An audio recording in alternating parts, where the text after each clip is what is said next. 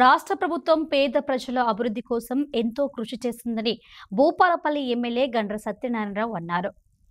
శుక్రవారం కొత్తపల్లి గోరి మండలం కేంద్రంలో నూతనంగా ఏర్పాటైన పోలీస్ స్టేషన్కు అవసరమైన తాత్కాలిక భవనమును Bhupalpally MLA Gandra Satyanarayana Rao, Bhupalpally DSP Sampath Rao, Chityal CI Mallesh, Regonda SI సందీప్లతో కలిసి పరిశీలించారు. ఈ నెల చివరికల్లా నూతన పోలీస్ స్టేషన్ భవనము శంకుస్థాపన కార్యక్రమానికి సీఎం రేవంత్ రెడ్డి, వరంగల్ జిల్లా ఇన్ఛార్జి మంత్రి పొంగులేటి శ్రీనివాసరెడ్డి వస్తారని ఎమ్మెల్యే జీఎస్ఆర్ తెలిపారు.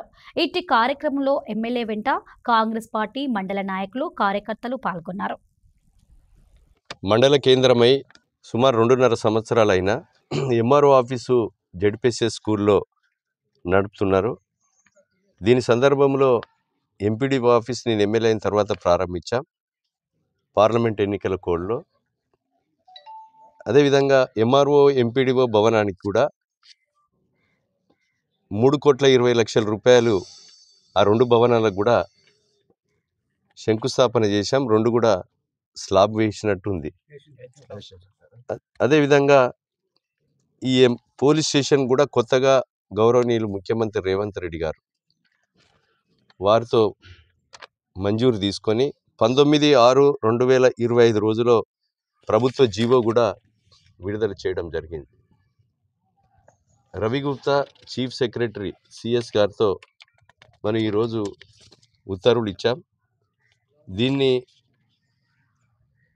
గౌరవ మన జిల్లా మంత్రి పొంగులేటి శ్రీనివాసరెడ్డితో కానీ వీలైతే ముఖ్యమంత్రితోనైనా ఈ నెలలో మంత్ ఎండింగ్ లోపు తీసుకొచ్చి ఈ పోలీస్ స్టేషన్ నూతనంగా ప్రారంభించుకోవడం కూడా జరుగుతుందని ఈ సందర్భంగా నేను తెలియజేస్తున్నా. అదేవిధంగా మండల కేంద్రానికి ఎంఆర్ఓ భవనం, ఎంపీడీఓ భవనం తీసుకొచ్చాం.